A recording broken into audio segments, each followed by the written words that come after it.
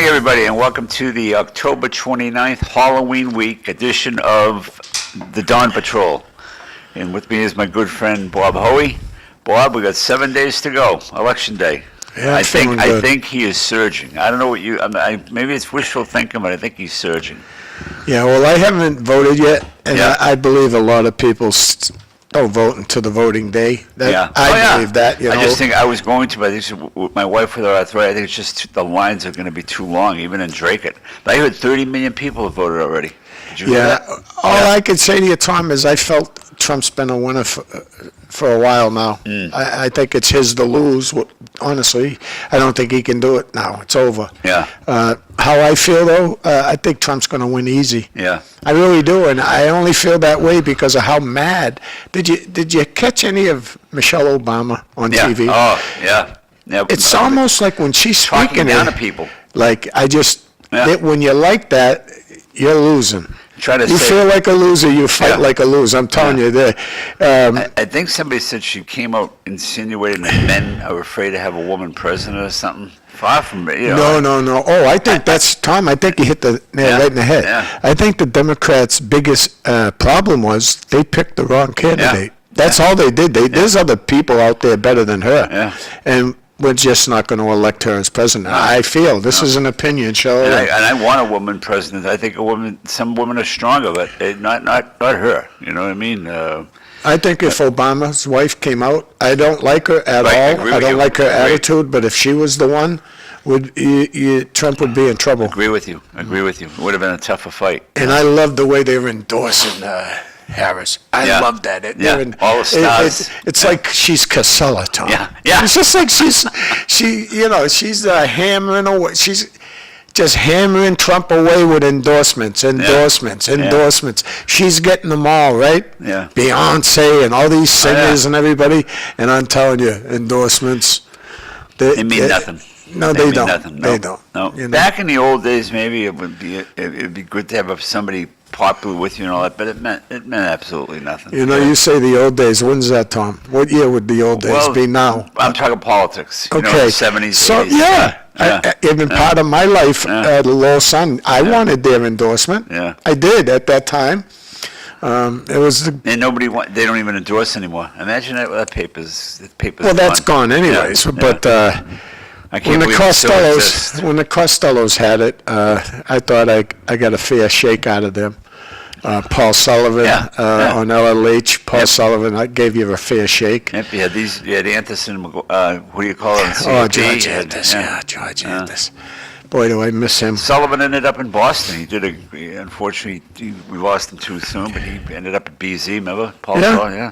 Yeah. So, I'll tell you, I love. I have memories of him I'll never forget. You know, because of some of the interviews on the radio with him. Some of the things I said. The words I said to him, I made him shut his radio station off one day over a question. Yeah.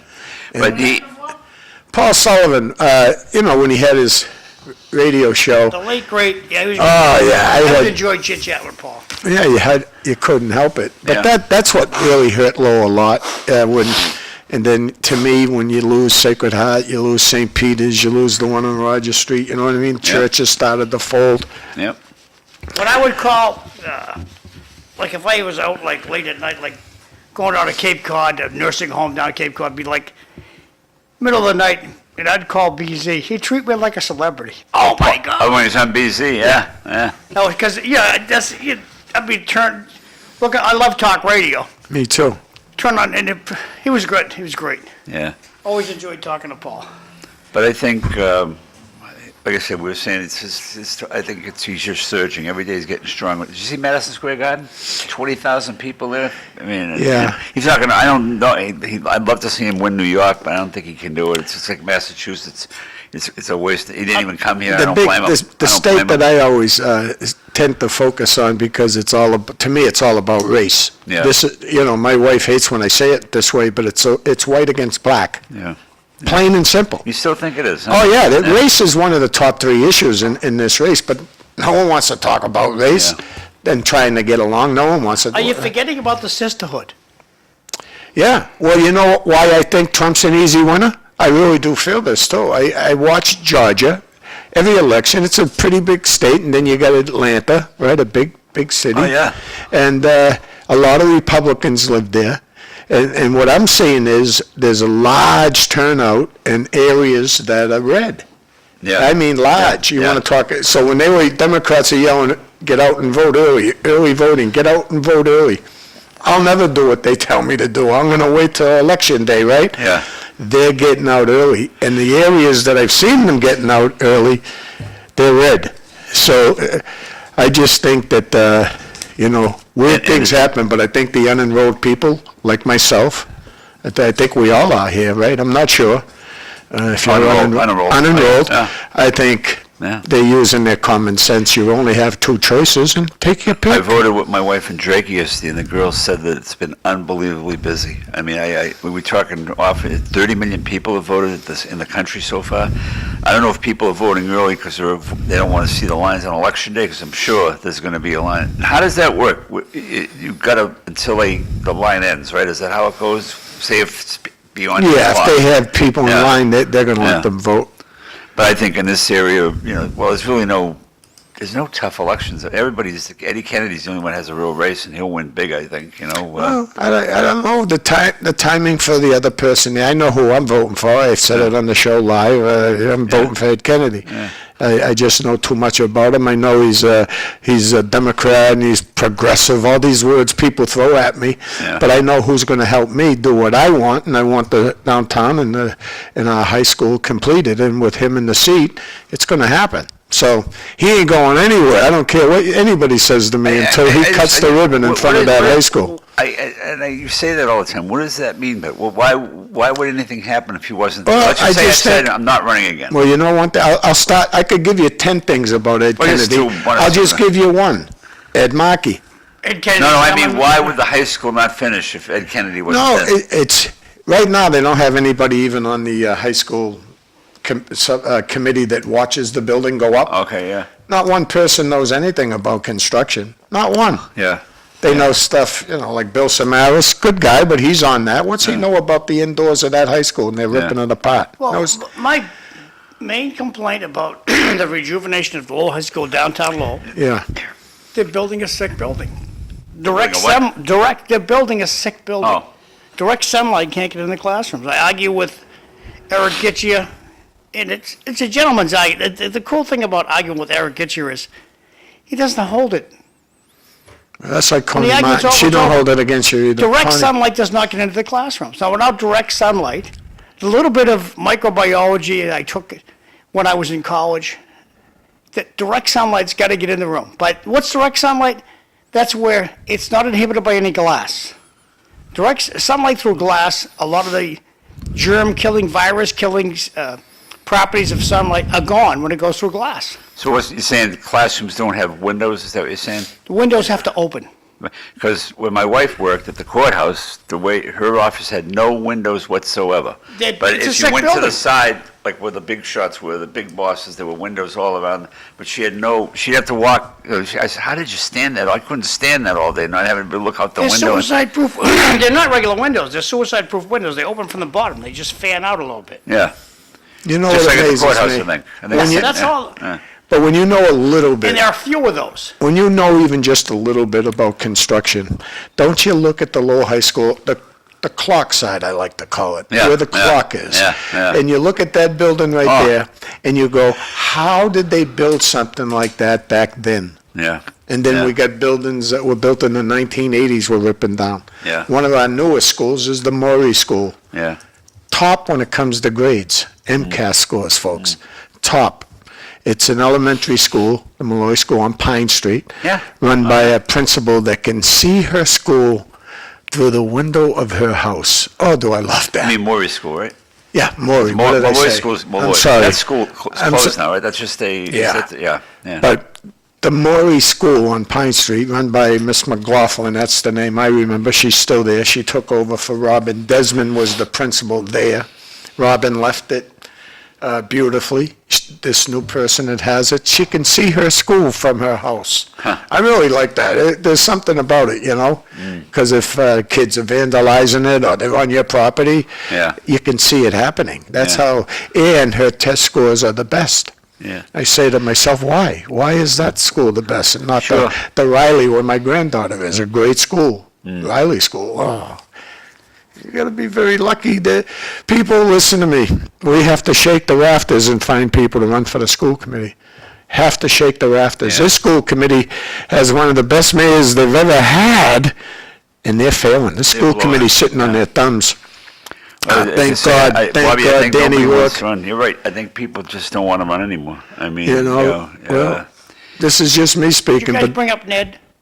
Ned Yeah. Tarmey, I wish Ned was here, then Yeah. would never be touched as far as views go. we're talking about that, yeah. Yeah, would never be touched. Right now, Linda beat I us didn't out. get a chance to talk to Ned this week before the show, but he sounded great last week when I talked to him, and promised to come back soon, so Yeah, I hopefully think he'll surprise us some morning. Yeah. last time I talked to him, he did sound a little bit grouchy, and he thinks that's because I'm sounding so cocky about Trump.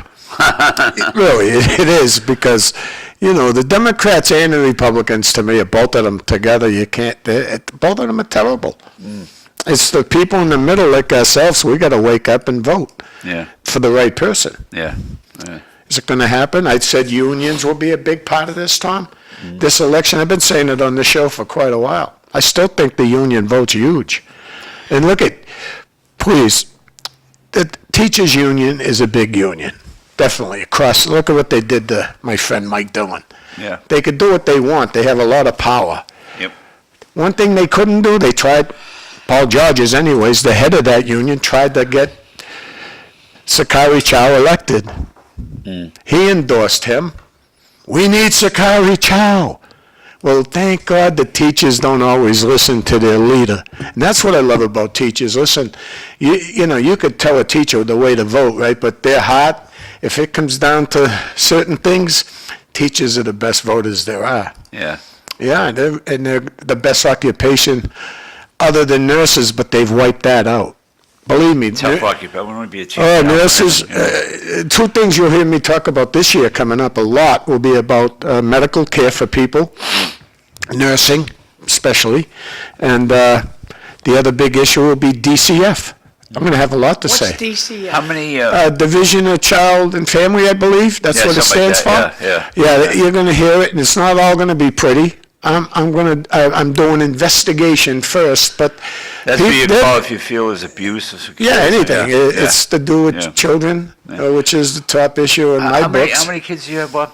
I only had two. All right, now. Happy birthday Just- to my son, by the way, today. Happy birthday. Now- The only one that bought me a gift other than John McDonough. Thank you. Thank you. Who, are they voting for Trump? I mean, my three boys are all voting for Trump. I mean, I don't know. Oh, yeah. My son's group, and they're 44. They were born like 1980. Yeah. That group That's there same, is all Trump that I see. Every one of them are You got any Trumpers. grandchildren to vote yet?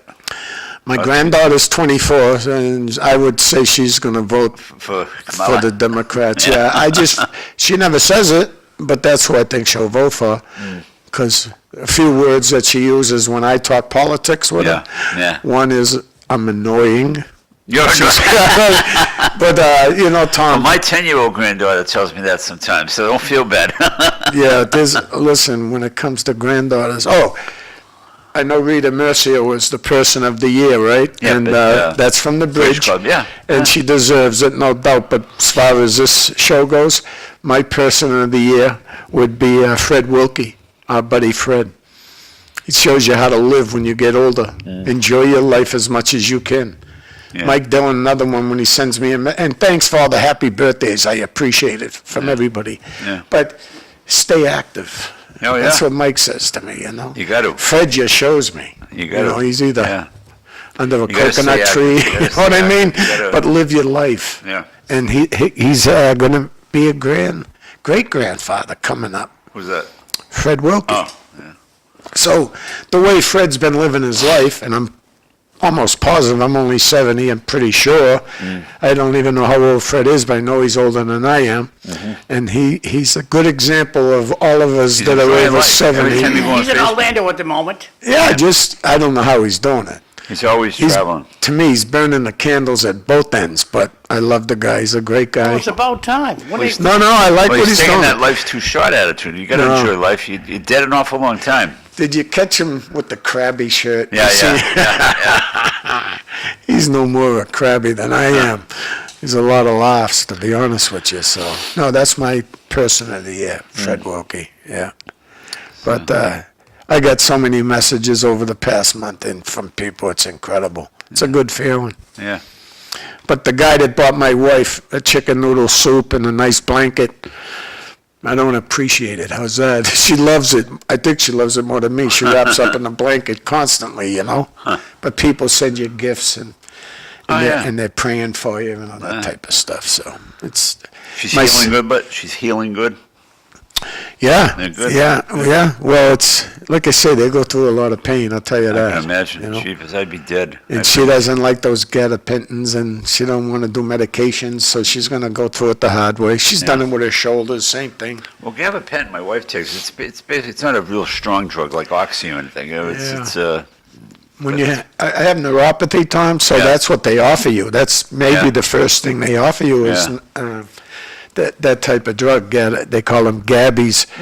They're all over. A lot of senior citizens are on those things, and they say they're kind of like not addictive, but to me, they're addictive. It's an addictive drug, I tried it a little bit, and it's not good. I don't know how people can function on them. Yeah. You know, if you're still working, you can't be doing things like that to get rid of the pain. Right. So Exactly. try everything. I think the number one thing though is what Mike Dillon tells us, and what Fred's doing. You got to move. You got to get up. That's what the people I work with. I don't want to talk about him. He'll get mad at me, but he's quite older than I am in good shape. You know what I'm saying? And he moves around all the time. Got to get up off the couch. That's a Mike Dillon phrase, right? Right. And that's been the most important thing to me. Just get up and do something. I'm doing everything right now. Dishes, laundry. So I think sometime this week the selectmen should be getting their finalists for town manager. They're going on through the background. They do background checks on them now. I don't know what they basically check on, but so the selectmen should be. They're meeting tonight. They won't have them tonight, I don't think. Well, plus they wouldn't be able to an agenda item because the agenda is closed and all that. So hopefully we'll have a new manager on board. I would say by the first of the year.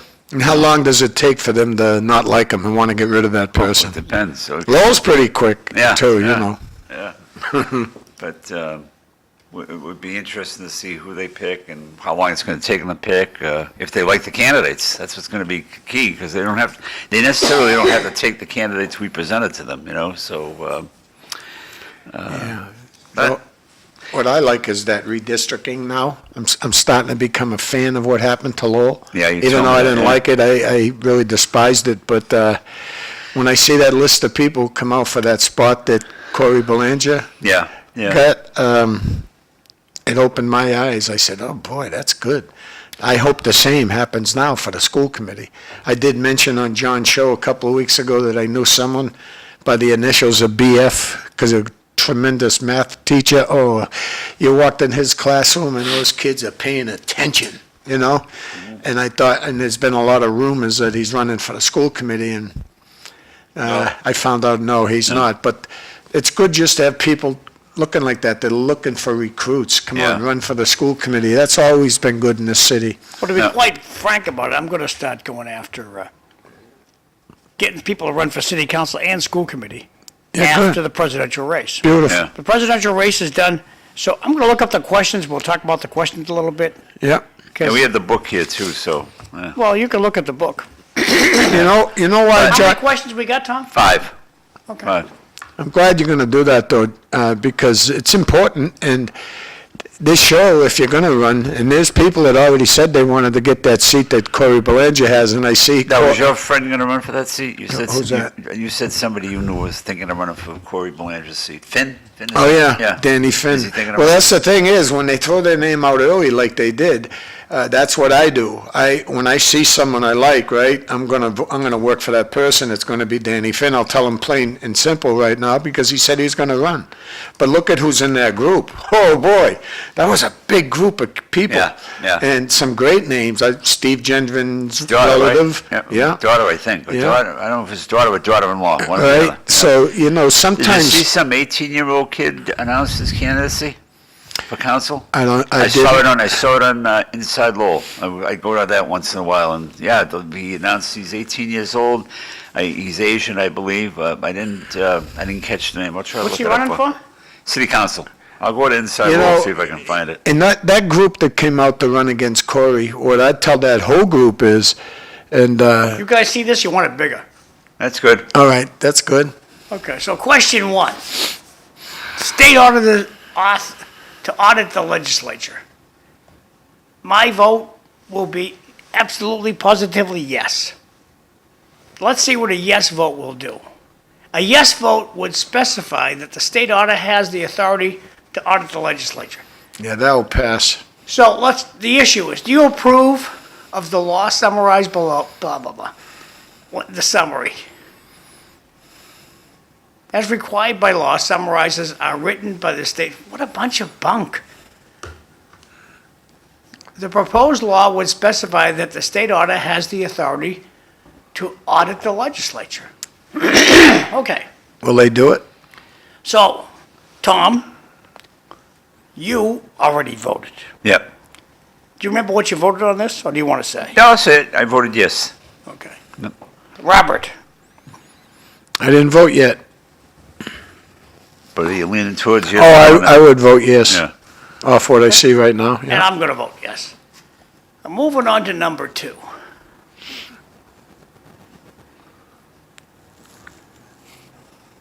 Well, look at all these people talking about the freaking law. Oh, they're quite. Where they is do. number 2? I don't care about the committee and DeZoglio. By the way, Cliff and I are going to have an interview with DeZoglio. I think it's Wednesday. We're going to do a Zoom interview with her. I get a kick out of some of these politicians. They don't. Wednesday, Friday? No, we're going to do a special Zoom interview with her. Oh. We're going to record it. Oh, okay, I get it. Okay. The elimination of the MCAS as a high school requirement. And the proposal would eliminate the requirement that a student must pass the Massachusetts Comprehensive Assessment System test on their statewide district assessments in math, science, and technology, English, in order to receive a high school diploma. Instead, in order for a student to receive a high school diploma, the proposed law would require the student complete a coursework certified by the student's district as demonstrating mastery in the competencies. I'll bet you the average high school kid couldn't process these words. Average? The look at the wording they're using, okay? The student's district of demonstrating mastery of the competencies contained in the state's academic standards in mathematics. I'm going to guess most seniors couldn't tell you what the heck that sentence means. Science and technology, okay, so I want to keep the MCAS test. I'm going to vote. What will the yes and no do? I think Yes, no, we'll keep the MCAS. Yes, we'll eliminate it. I voted yes. So you want to get rid of it. Right. I want to keep it. So a no vote would make no change in the law, so I'm going to vote no. Right. You voted yes. Reasons, Thomas? I just think, John, we survived, you and I and Bob, we did fine with our MCAS scores. I think there's too much pressure on these kids. I remember when my son took it, it seemed there's a lot of pressure on him. He did well, but I mean, it's scary in a way, right? You don't pass it, you don't go on, right? Is that how they do? So. Yeah, this is tough. So, Bobby, This is have tough. you decided how you're going to vote? I know how I'd vote if I had to vote right now. I'd be voting yes. I'd want to get rid of the MCAS only because of one reason. We do need something to check the kids out, but I think they teach to the test too much, and I believe a lot of principals want to look good, okay? So a lot of them will take in more handicapped kids, let me put it that way, the word I want to use. I can't think of the initials for... Special needs kids? Special needs kids would be a good way to label it. They'll take in these certain classes of special ed kids, and they don't have to worry as much about how their MCAS scores will come out. Now, I believe that has happened. I'm not sure. So I'd vote yes on that. I'm voting no. I want to keep the MCAS test. Because would either of you guys vote to get rid of the inspection sticker in Massachusetts? Because there are a lot of poor people who can't afford tires.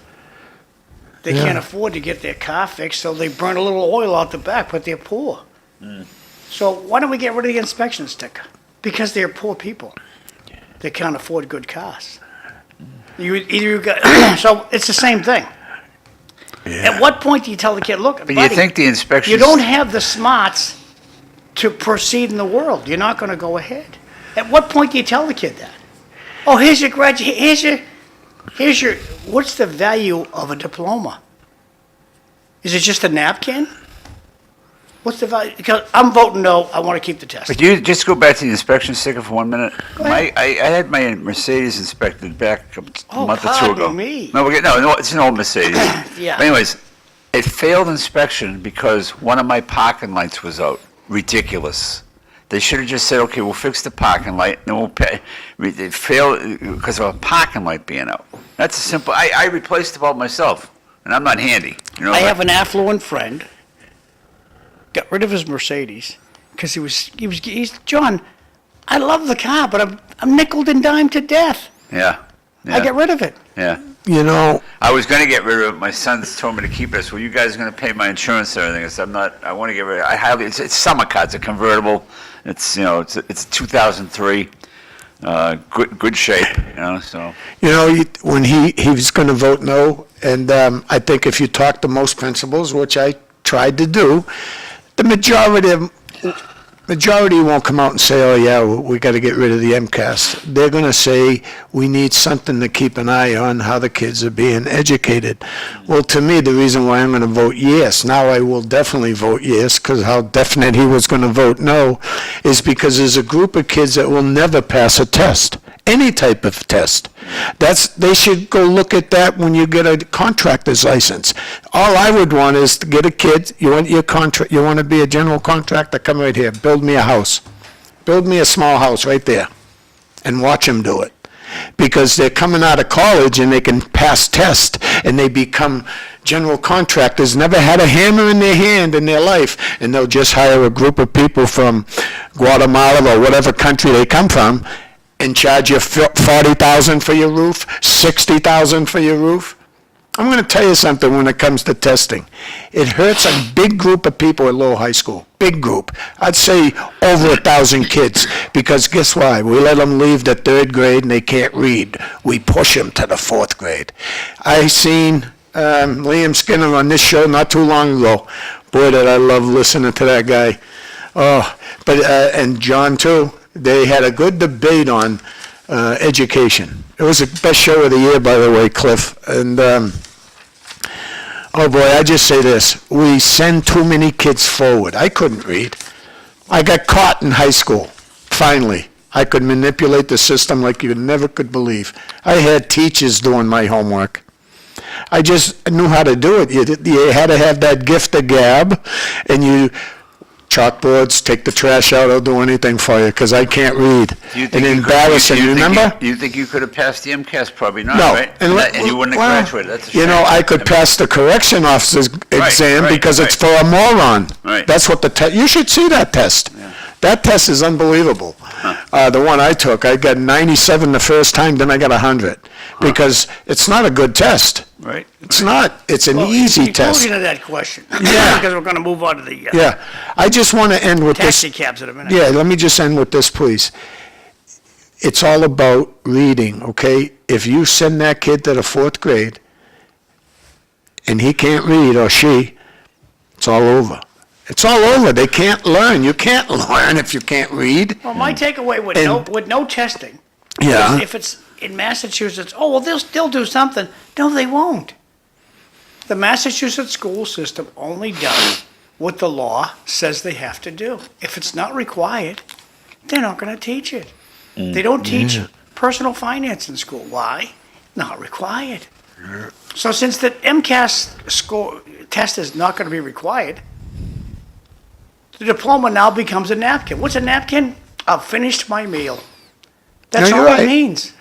That's Well- all the diploma in Massachusetts is going to mean. You got a napkin. Well- Doesn't have a value. To me, if you have a low high school, especially a low high school certificate, a graduation, whatever you want to call it, I didn't have one. I quit school, but the Army took me. That's when we did things right. They wouldn't take it today. No, they don't take you anymore. And the Air Force, you'd never get in it with just a high school diploma from Low High. If you came from Bishop Girton, maybe Low Catholic, yeah, I'd say you can get in the Air Force.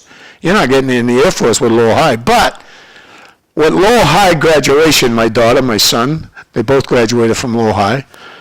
My granddaughter graduated from Latin Lyceum and Low High, got a great job.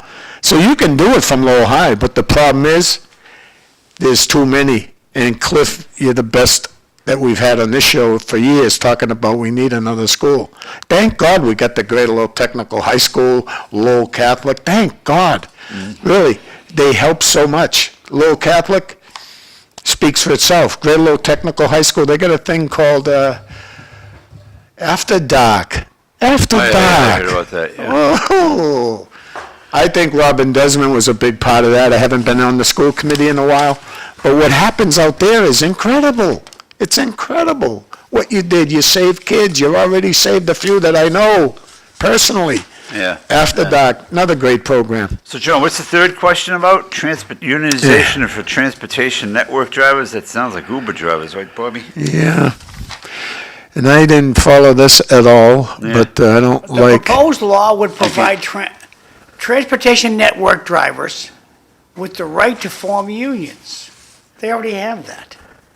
Driver organizations to collectively bargain with the transportation company, they already have that. Which are companies that use digital network to connect drivers for the prearranged transportation, blah, blah, blah, blah, blah.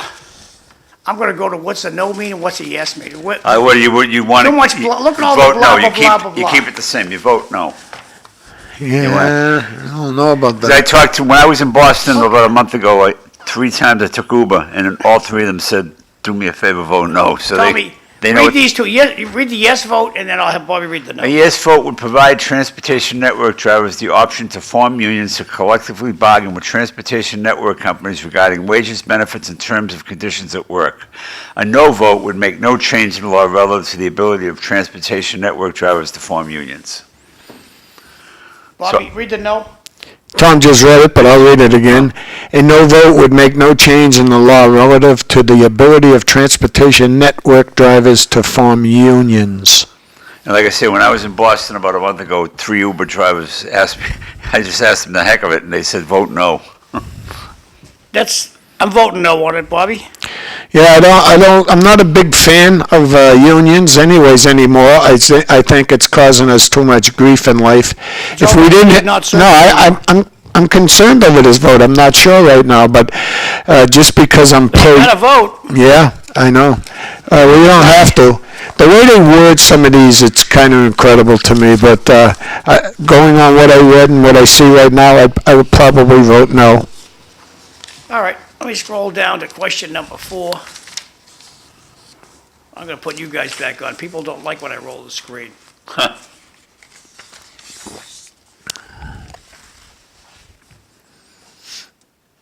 Holy muck, all the gobbledygook that goes along with reading. No wonder people don't read that book.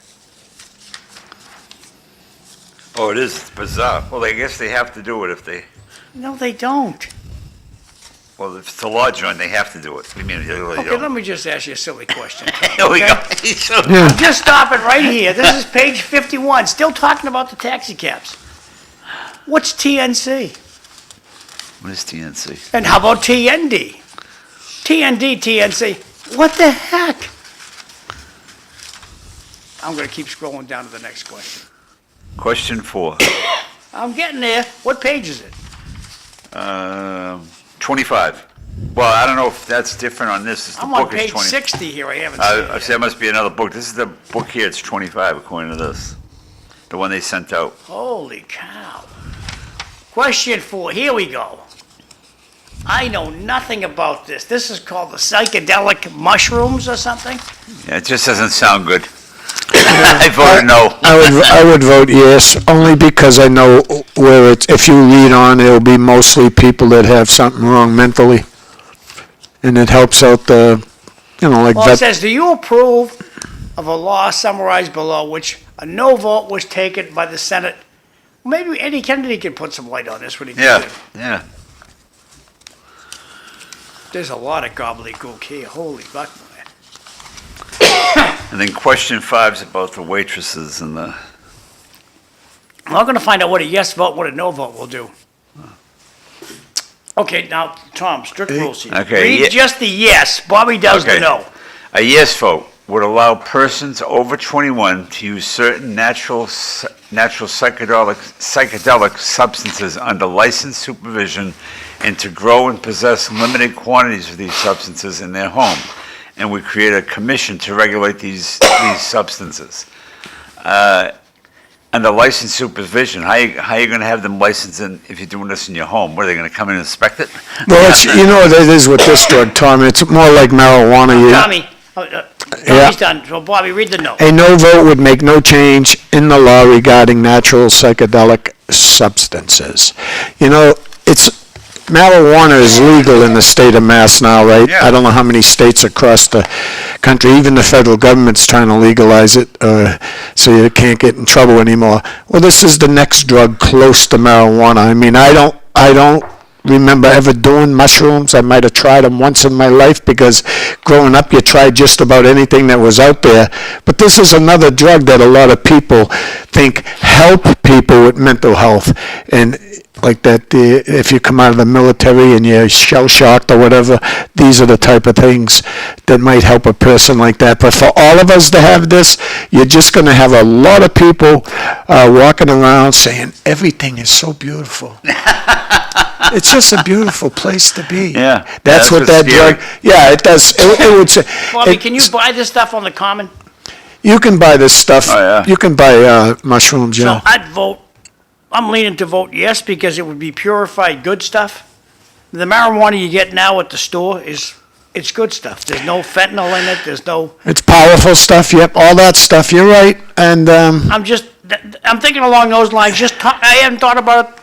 I was gonna vote no on this until I just, wait a second, I get it across the street. these questions and the way they word them, and you're right, it's tough. I'm glad we're going through this today, though, because it's tough. So Tommy, how did you vote on this? I voted no.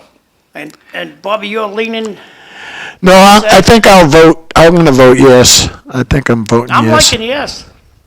So, move around, I'm gonna go back to you guys, because the last question I believe is about the waitresses. Minimum wage for tip workers. I love this one. All the gobbledygook that you have to read about this. Yeah. And again, most waitresses I spoke to are against it.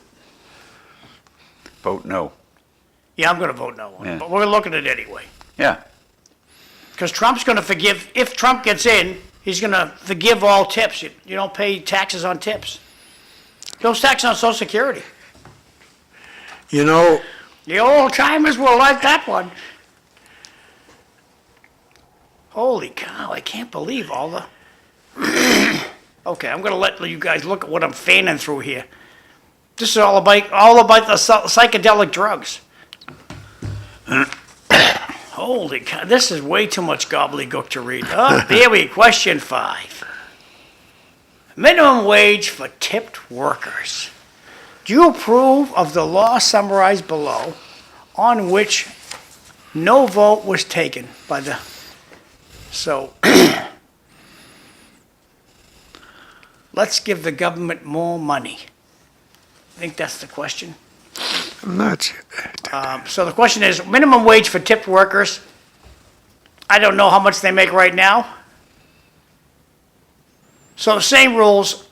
The law, what will your vote do? So, Tom, you get the yes part, please.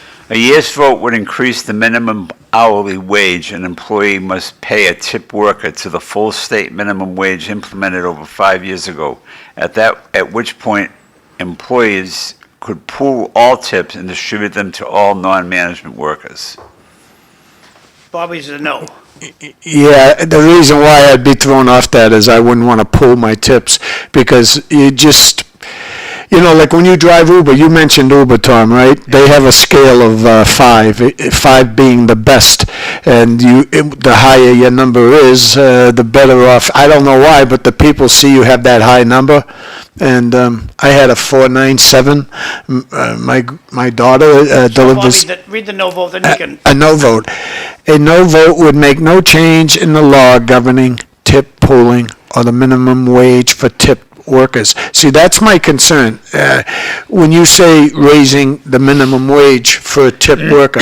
Now, if you work most bars or restaurants or clubs like that, I know out in Tewksbury you can do, right across from JD's, you can work there and bring in $500 a shift in tips. Most of them, almost all of them, is not cash tips. It's all credit card, okay? So another person doing the same job might bring $100 in tips. Why? She's just not a good waitress or a waiter. So you'd be hurting that person, but are we killing the businesses? Because the business has to go from a non-tip worker. Yeah, I can see it happen if there's no tips. Because I look at Market Basket for everything, right? I would put a tip jar, and I seen one in Colorado in 1975 at the end of the grocery thing, so you could throw a quarter, half a buck in for the kids in the bag of your stuff. When you were an Uber driver, and let's just say No, we'll go back to Uber in a second. Yeah. Let's just zero. This is the tip for the waitresses. Yeah, this is a tough one, Tommy, too. you want to say how you voted on this? No, I voted no. I voted no, I didn't say, yeah. Okay. 'Cause I asked waitresses in my community when I'd be working, not working, in Drake and even, and they said, no, keep it the way it is. I don't know what they must have their reasons, so. Bobby? I would have to vote no, too, yeah. I'm voting no because that's what the waitresses told me to do.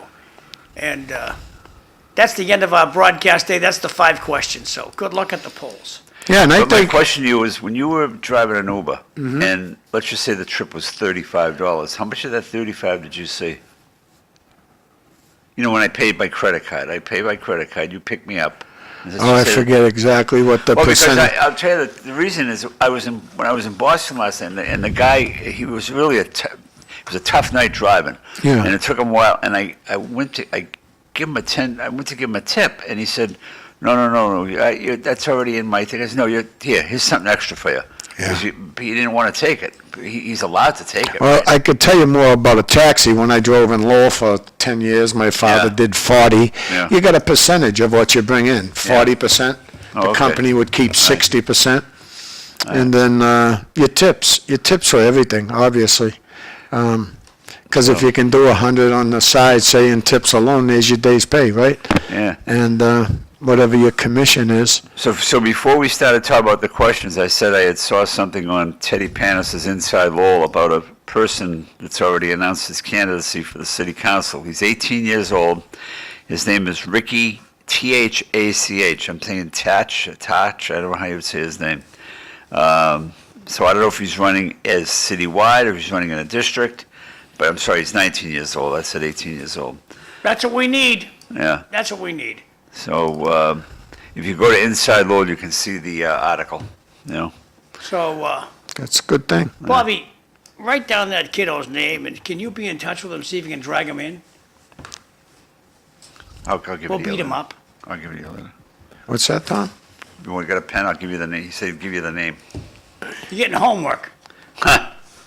Yeah, well, I got 6. I'll get it from him. yeah, I doubt if Okay. he's watching the show, but you never know. Yeah. That's okay. The old Yep. people, we're the old people's show.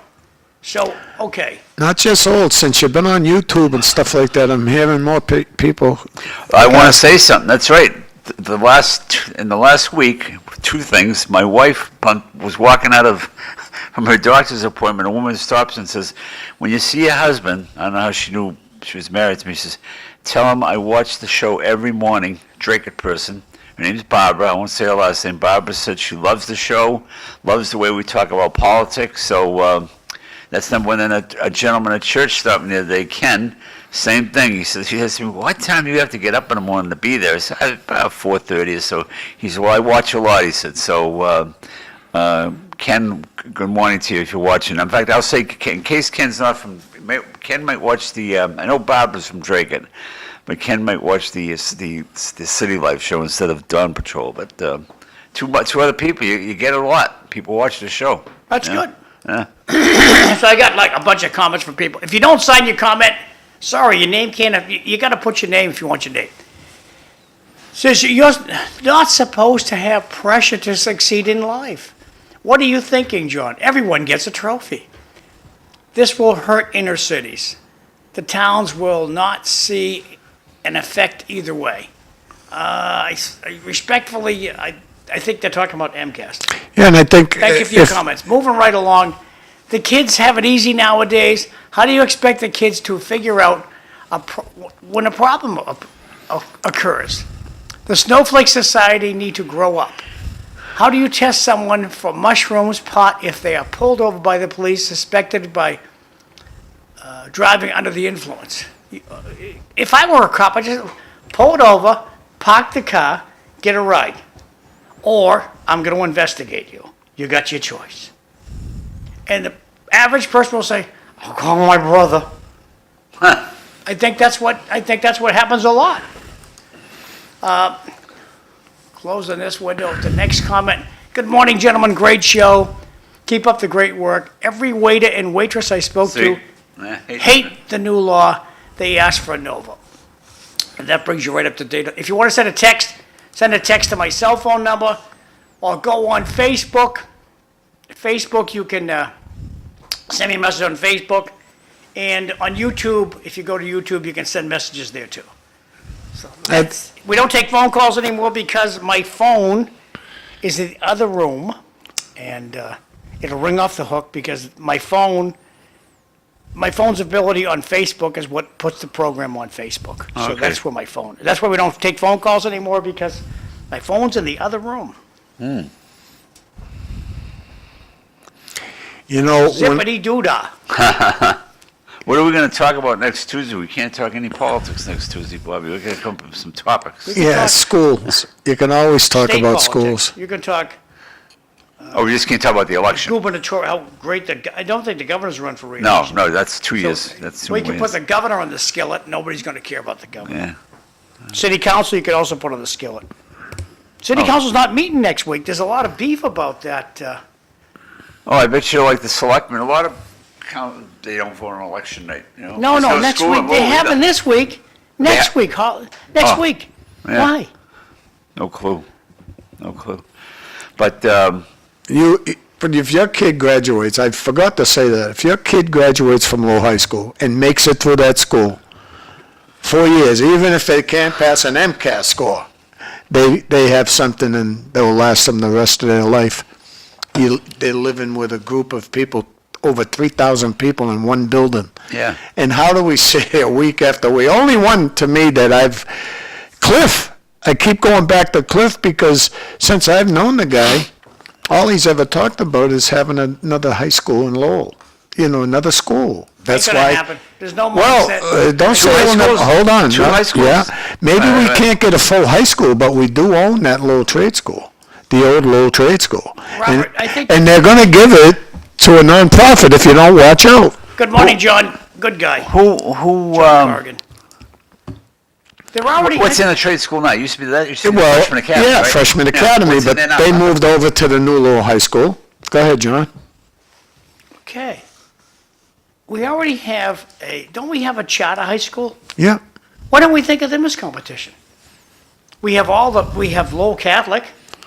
Got to We pay. have the Voc. If you want a superior high school education, you want to go the Voc. All The right. MCAS scores of the Voc are supremely higher than Lowell ever dreamt of. So it's just something, you just say, well, we need a high school. And I'll talk to Cliff about this on Friday when he can Okay. bark back at me, not that we bark at each I other. want to bark once when you're done.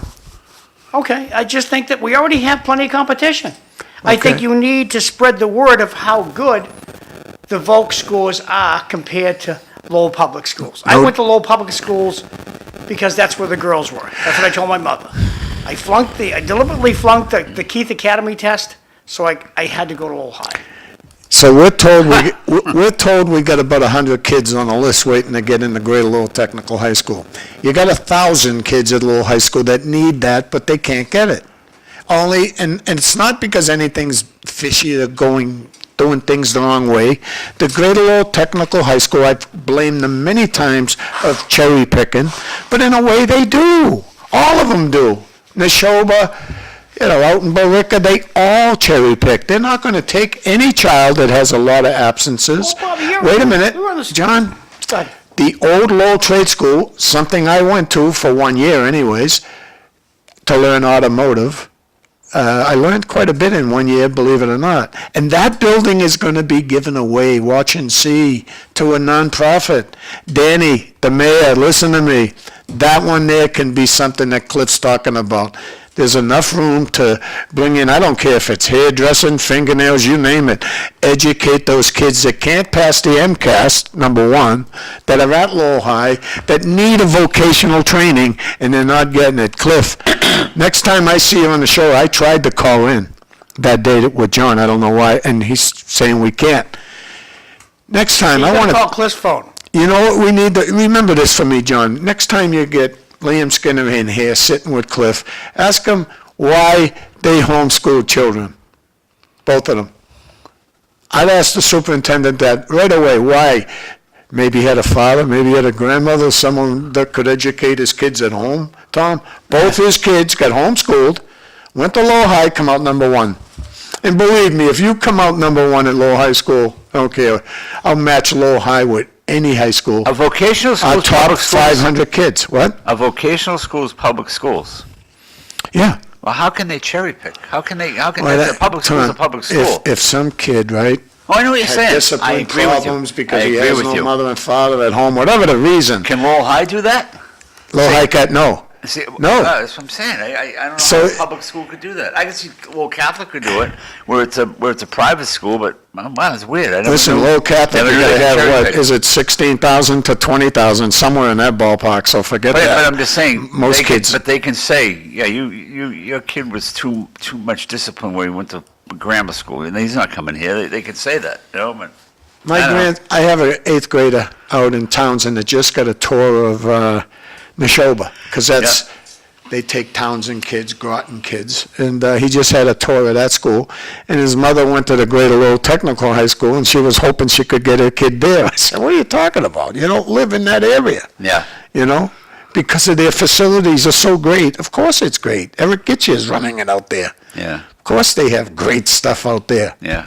It's just, there's not enough room. That's my point. But the biggest issue for Danny, and, oh man, I love this kid when it comes to the schools, Danny Rourke. Yeah, he's doing a great job. Watch that building, please, He is, Dan. That building you need for education. You just bought the Jeanne d'Arc, is that what you call it, Yeah, out the on Jeanne d'Arc Drake Street? School. Yeah. The Jeanne d'Arc School. Well, don't let no one take this, the old Lowell Trade School off you, because I think it could be something like Cliff was talking about that would help the city immensely. Yeah. Yeah. I know I had a good time at one time there, just a year. Do you know they had high school right behind us, the Rogers School? I was a freshman at the Oh, Rogers yeah, School. the ninth grade, yeah. What a Well, big- that's the old, Daly was ninth grade, I think Butler was ninth grade, yeah, that's when they had the junior highs were. Yeah. Because when I went to the Lowell High, I went from St. Peter's to Lowell High, and some people I know they went to the Daly School, because they were up in that area, but yeah, I went to Lowell High. Because of divorce, I went to this school 4 different times. Yeah. What a school this was. You want to Yeah. talk about discipline? Ooh, got me ready for George Bossy. And then Was the I was principal's ready name for the Noonan? Army. I had Mr. Dreschler. He was the principal over here? For the freshman year of high school, yes, Dreschler was I his mean, there was a name. Noonan guy they said was pretty tough. Noonan, yeah. Yeah. Mr. Noonan, oh yeah, I got The governor, when she ran, promised expansion of vocational schools. There is room for expansion. Where's the funding? yeah. We're gonna put the governor on the skillet and say, hey, quit smiling. Let's tell us what's going on. Okay, next text. I thought the Lowell Public Schools are doing excellent. Isn't that Mr. Skinner? Isn't what Mr. Skinner told us last week? Accountability. Yeah. Interesting angle. Thank you. Yeah, and I think Mr. Skinner so far is doing a great job. I feel you.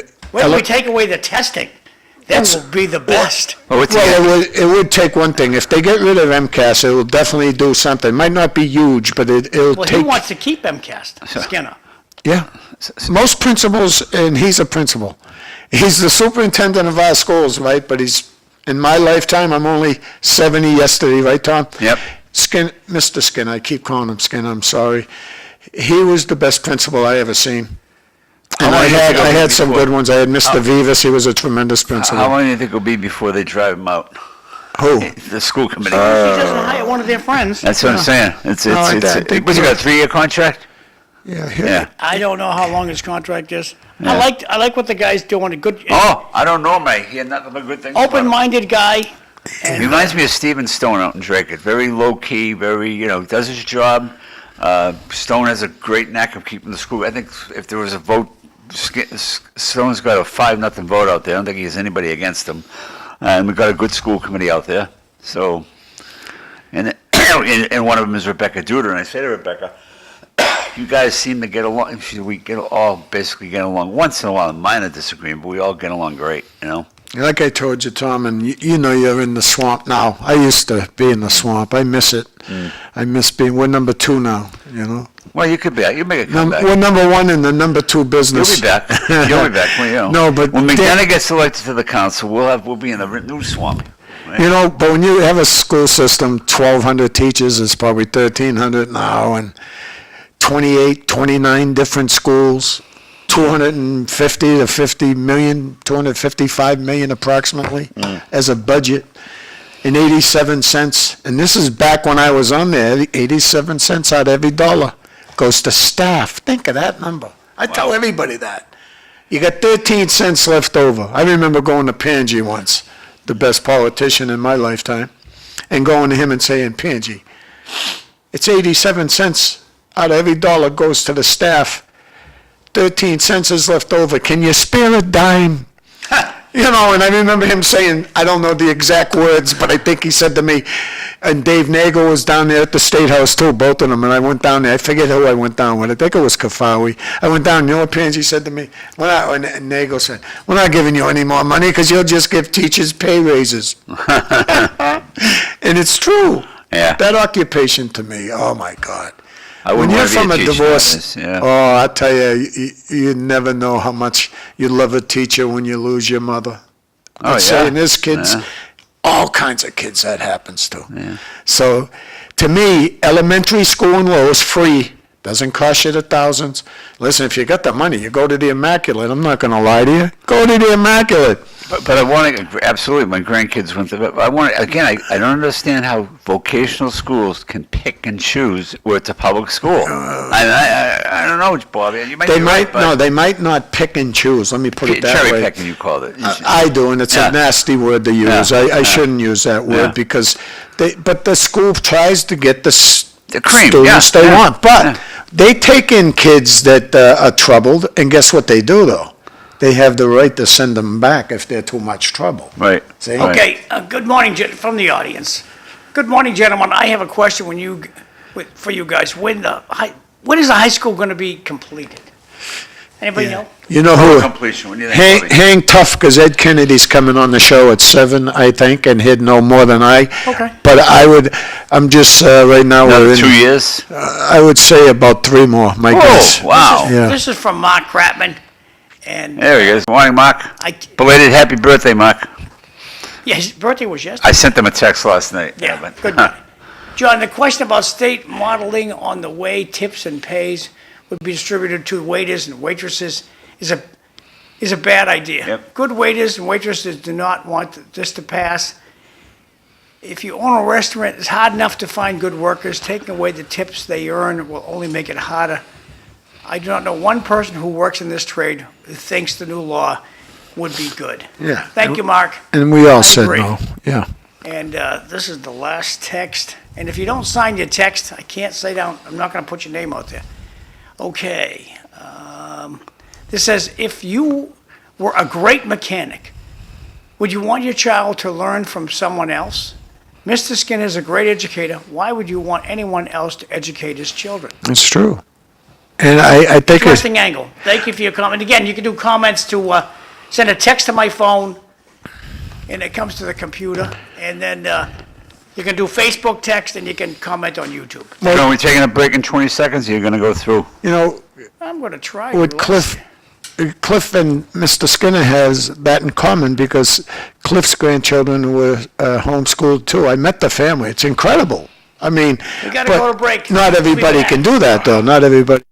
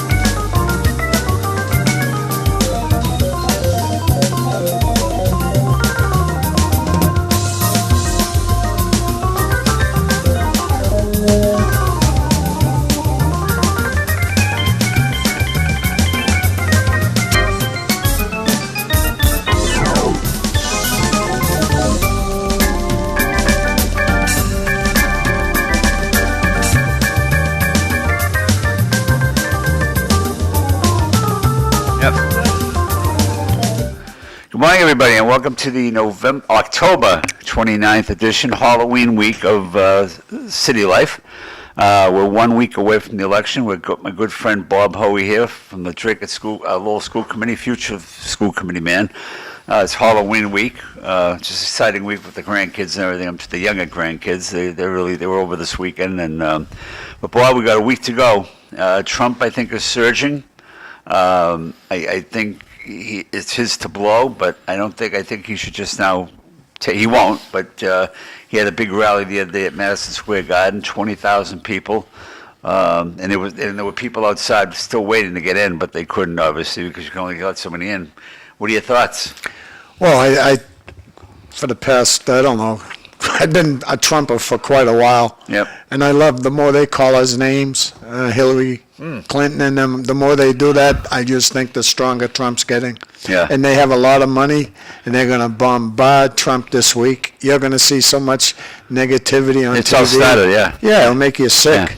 Yeah. But I think they don't poll us, the unenrolled Tom, like you and myself. Right. John, they don't poll people. Yeah. I don't believe in polls. I love these endorsements that Harris is getting. I think they're great. It brings back my memories of the race that I was involved in, Karen Casellas. You know, go ahead. Everybody, even this, I can't believe one thing though, our schools in Lowell. Paul Judges, and if you can hear me, Paul, you've done a great job for teachers, so I can always say that about you. If I was a teacher, I'd want you leading my union, buddy. But to endorse, and I'm pretty sure you did, endorse Sakari Chow over Karen Casella, like the governor did, Laurie Trahan, the mayor of Boston. I mean, everybody. Ridiculous. Why are they Everybody involved? came. Why? Oh, And my what God. happened? And I love the governor. You know, her and her running mate were all more women in politics. They had a perfect woman who was qualified for the position, Yeah. and they endorsed Chow, who was a nice guy, but not for the position, you know? And that's what I Yeah. believe. So look at, guys, I'm gonna go to break.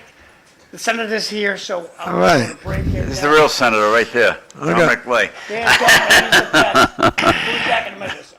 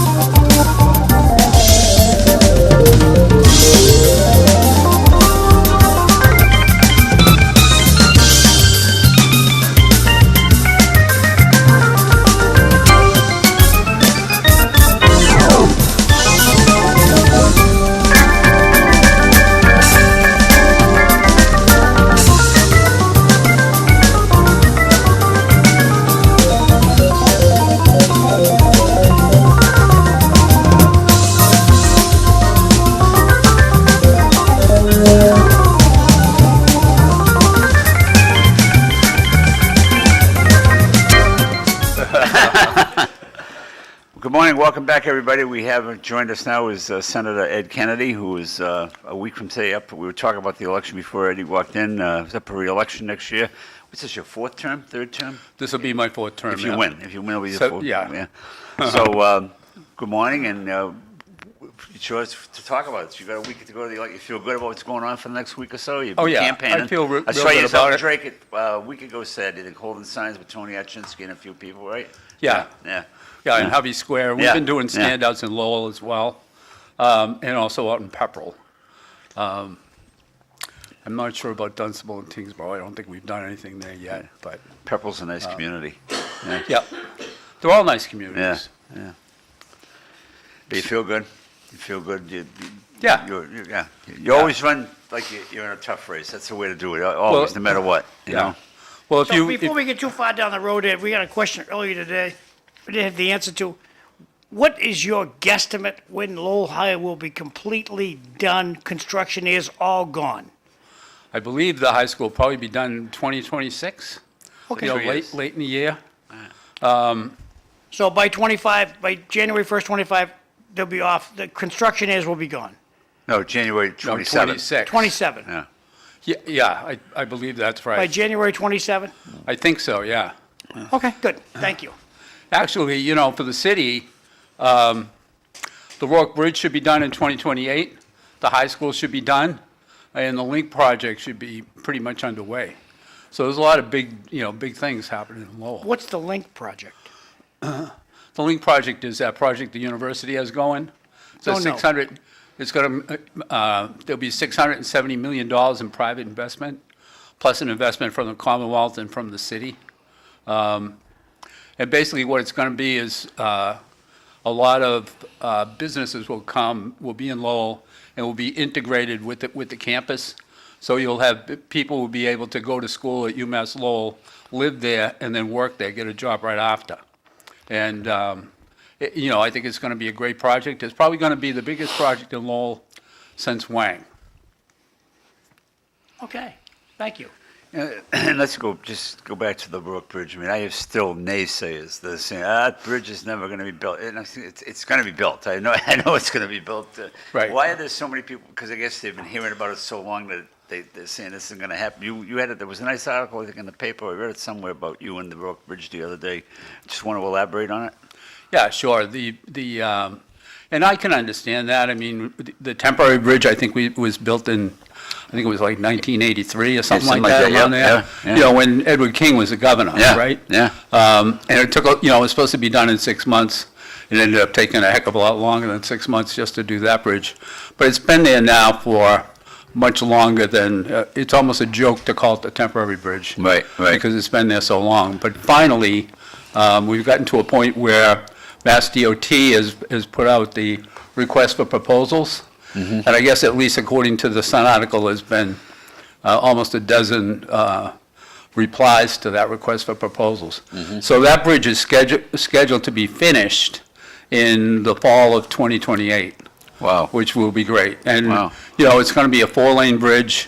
There'll be, and I think there'll be 2 different contracts, because I think there's a contract for the bridge, and then another contract for the infrastructure and roadways that have to go on either side of the bridge. Now, one of the questions I had from people was, is the temporary bridge going to be gone while construction? Is it going to still be there to be used to get across the bridge, to get across the other side? Yeah, the temporary bridge will stay up Okay. while construction's going Okay, on. all right. And then when construction is complete, then that Right. bridge will be demolished. Right. You know, there was a time, Tom, that he was my favorite politician, and definitely my favorite mayor. I worked for I was going four to say, different. favorite, you always say well, it's your favorite What do you man. mean there was a time? There was a time, because as time goes on, let me say this, as time goes on, you pick up people like Eric Gitcher, Yep. right? You pick up a Danny Rourke, and it's incredible the jobs that they have now. You had yourself, you know, the biggest issue I think that hit the city of Lowell in 100 years, and that was the high school issue. Yep. And if anybody wanted to bang someone at the time, it was always Ed Kennedy getting a punch in the nose over how much you wanted the high school downtown, and so did I. And Yeah. Yeah. Show you. yeah, Today I'm gonna have this beautiful lemon cream, my favorite. Lemon. That's Wow. my favorite. and this is, did you bring this home? I'll put it back. No, I didn't. I got one I bring home to my wife. I brought 2 of those. Anybody does a donut too, thank you. Oh, and he did. So we're over donated today, so that's good, thank you. You There know, used to be a dozen. Dominic's been sitting in front of them for a while now. There's only one left. yeah, well, but what I wanted to say about yourself, you're in the Senate. To me, it's an important job for us, and we need money to come into the city. And I've been watching over the years, and Eric Gitch is the one that told me about this, and I was blown away by it. I was up at the Greater Lowell Technical High School, and he was playing long toss with his son. And I says, what do you think about my friend Ed Kennedy this year? He says, well, let me tell you, see that football field? Ed Kennedy's the one that helped us get that money for that field. And I never thought I'd hear that out of Eric at the time, because I always thought he was really a big pro-Collie, and everybody was anti-Kennedy, anti-Hoey over the issue. But all I know about my city is we need to get along, and that's what this city council needs to do. And to me, you're the top mayor, but Danny Rourke's coming right up the ladder for me because what he did in our school system. That's all I care about, Ed. I care about the high school, I care about the Lowell school system. That's all I care about. The homeless over here at South Common, they're gonna have a hard time cleaning it up, but they're doing the best they can. But you know what I loved about Danny Rourke so far, is the way he came right in and made Liam Skinner, basically with that guy over there, Dominic's vote. That was a big vote by you, Dominic, by the way. Because teachers have been looking for a career ladder in this city for years. I think it's back when George Sapasaris was here. We need to look at our own staff. We lost a lot of good staff over the years. This is just my opinion, it's opinion show, but I don't think Dan will catch you in this year because he doesn't have a full city council against him. So you'll probably always be my favorite mayor. But Dan Rourke's real close to going by you, okay, just so you know. And that's Better watch it, Eddie. Oh, it's, no, you'll never hurt in my eyes. You know, I also give you credit all the time about not just Lowell. Remember when we had, you correct me if I'm right or wrong, please, but we had I call it an override at the high school, too much, 33, 35 million, something like that. Well, as far as I'm concerned, you're the one that got that money for us. Right. 38 million. Now, I also think, to Eric Gitcher telling me this stuff, in Tingsville or Drake, I forget where, needed some money for something about school, and you got that too. Can you explain that too, please? Thanks. Yeah, absolutely. What I did was I filed legislation during that session calling for the Commonwealth to reimburse any community that had a school building project going on that was like behind because of COVID and because of increased material costs. So for Lowell High, it was 38 million, quite a bit. In fact, there were 30 different school districts that got money because that bill eventually was incorporated into the state budget for that year. And there were 30 different school districts that got money. Lowell got the most at 38 million. I think Worcester got 25 million. Tingsboro Middle School got 4.1, and also at the time, the Florence Roche School out in Groton and Dunstable got, I think, a little over 5 million. I don't remember exactly how much. But out of every Senate district, my district got the most. It just happened that we had the most school projects going on. Nice. But that was a big hit, and I think it really saved the day for the city, because they were going to have to come up with 38 million bucks. Well, and the last thing I want to say is, and I won't connect it to Eric Gitchia, but he's the one that gave me all that information about you. And what I see right now, and I think it reflects the staff that you have especially, I see a lot of your signs with Karen Casella signs. Karen Casella, Ed Kennedy. Karen Casella, Ed Kennedy. And one time, John McDonough said, "Bye, Ed." Ed Markey, going back on that election. We're going to hear about this every week. We have him here. We have him here. And I think it's a big part of him. So, Mr. Demoulas, I don't know if he put it there, but on his property, he had a Joe Kennedy sign. And I drive up the street, because I love signs, and I see in his yard, at Kennedy's yard, Ed Markey. So to me, that's what's important, the connection. I'm not a fan of Ed Markey's, but I can say this. I know this guy has a connection there. I think if we need money in the city of Lowell, which he's already proved to me, we live in Massachusetts. Let's not forget that. And I think that's where you help my city, Ed. That's all I'm saying. I just think you're connected enough that you're going to bring money if we have another problem. Right now, they're making it look like the high school's already been gutted all the way. It hasn't. It's just from where the Irish auditorium is, maybe halfway in, if it's that far. Well, besides don't vote. No, I know that, but I'll tell you, when you take... And Dominic Lay 2 years ago, I thought with all the signs he had up in that state rep race, he was going to win the thing, all the signs he had up in the Highlands. When Joe Kennedy was running for Senate, that's when I said, "Bye, Ed." I know. Bye. I know, buddy. As soon as Kennedy get in the race, there's no way. And the only one... Democratic machine did a magnificent job. These are two comments from YouTube this morning, and it says, Jeff Thomas says, "Happy belated birthday to myself." Thank you, Jeff. I love this And guy. the issue is, can we get an honest answer as to why the high school shouldn't have went out to Colley's site? This is ancient history. And now all the money that is gonna be invested in the stadium, why wouldn't the school be better there? Maybe next time, Jeff, and I think they're just gonna move on.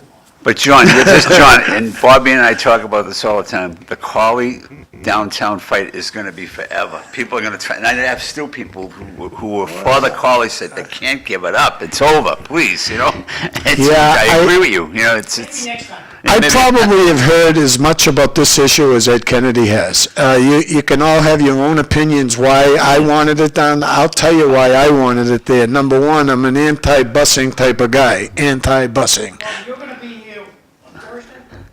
We'll ask you the question again. Okay. Let's enjoy. I am enjoying this. Eddie, is there any mindset down there? I drive up to Salem. One of my colleagues lives in Salem. I go to Salem. One of my crematories is in Salem. And so I go to Salem, New Hampshire a lot. The affluence that I see in Rockingham Park is absolutely, positively amazing. And I can't help but think, all that money's coming from Massachusetts. When you go shopping up there, Massachusetts plates are in the parking lots. Is there anybody sit down at the State House to change their mind about the sales tax? Just say, okay, we're gonna go 10 miles in, the whole border is sales tax free. Is there any mindset down there, or you guys just living in a dream that the sales tax is great? Because you look at Salem, New Hampshire, it's unbelievably prosperous. Can you speak to that? Yeah, I mean, I suppose it is, but, so is the Burlington Mall. So are the Massachusetts malls. And I guess I would point out this, that, during the prior session, we did, the Massachusetts legislature did lower, they had a tax reduction package that lowered taxes by $1 billion, which is quite a bit of money. But it was mostly geared towards, families with children, seniors, and people like that. They are the ones that benefited mostly from those tax cuts. But that's $1 billion. I serve as the chairman for the Joint Committee on Bonding, and so we pay a lot of attention to the Commonwealth's finances, and the finances are doing okay this year, but they have not been as robust as they have been in recent years. So, you have to watch out for that too. That $1 billion in tax cut, then all of a sudden, the revenues were lower, so it was a little bit shaky. We ended up okay. And I should point out too, that the Commonwealth is in really good shape financially. Of all the states in the United States, Massachusetts has the second highest bond rating of any of the 50 states. And we have a surplus or rainy day fund of well over $8 billion. So the Commonwealth's in good shape, but you have to be careful about what you do in terms of tax reductions and what you do to change the revenue. If you made Methuen, Dracut, Tingsboro, sales tax-free, what harm would it be? I'm not sure, but I do know this. I do know that there has been legislation to do just that with the border communities along the New Hampshire border, but also too down in the south along the Rhode Island border. But that just hasn't happened yet. Well, And I'm not sure that it ever will. In your mind, what's the harm? In my mind, there's really no harm, because let's take Tingsboro, for instance. Tingsboro competes with the Nashua Mall, not Salem, but they do compete with Nashua. That Middlesex Road, goes through Tingsboro and right into Nashua at the National Mall. And so it's really hard. I mean, right now, I'm trying to get 2 extra liquor licenses for Tingsboro so that they can, try to invite some restaurants to come in. I believe the part of the mall up there's parking lot is in Tingsboro, I believe. Yeah, the parking lot is in Part of it is, Tingsboro, yeah. yes. Yeah. And also, if you look at the mall structure, I think I never go to the mall, so I don't really know, but if J.C. Penney's is still there, then where J.C. Penney was in the building, they cut off a corner of the mall because it would have been in spilled Tingsboro. over into, Oh. Wow. So that's how much Yeah. how they were paying attention back then to when the mall was built, which was in the 1980s. Oh, yeah. Yep. So, text from the audience. Jeff Thomas says, anti-busing shouldn't be the answer. They could still be LRTA buses used there as well. You talk about the school, they do Yeah. use the LRTA buses. No, when I said anti-busing is because of what they charge us. I believe busing is like concrete in this state, and if you remember the big dig and how much we spent there, there's just too much. When you got 351 cities in the state of Massachusetts, then look at the whole country. Busing is a huge issue, and we have to look at it more deeply, because I believe Lowell is very close to being able to have neighborhood schools. I don't know if the Senate's talking about more vocational training. I hope they are. But education, to me, is the only issue in Lowell, because without it, you're not going to be able to do anything. Okay, we got 2 texts from the same person here. Getting money is the bare minimum for a senator. On votes that shape the future of the Commonwealth, Kennedy has failed time after time on green projects and hasn't helped anybody and pushed more and more money to migrants. The second comment from the same individual is, Senator Kennedy gives out money with one hand just to take it back by voting for Massachusetts ridiculous taxes. Why not let the people keep their own money instead of picking winners and losers? Those two questions suggest that I'm a lot more powerful than I really am. I don't really have control over giving out money to immigrant families or to anybody else. So I don't know where that comes from, but, for the person that wrote in about, why should the high school be downtown instead of at Collie?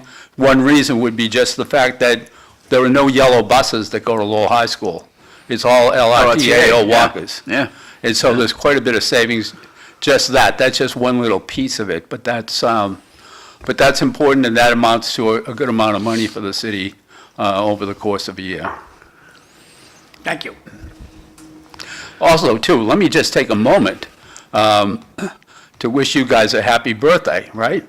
Yeah, I think today is Bob's birthday. Yesterday was yours. Bobby's birthday. Yes. So Yesterday was instead of donuts, we should have brought a birthday cake, probably. No, I we're bought good. you some We're fig good. squares. Okay. Thanks, Ed. So what does the future hold for your next term?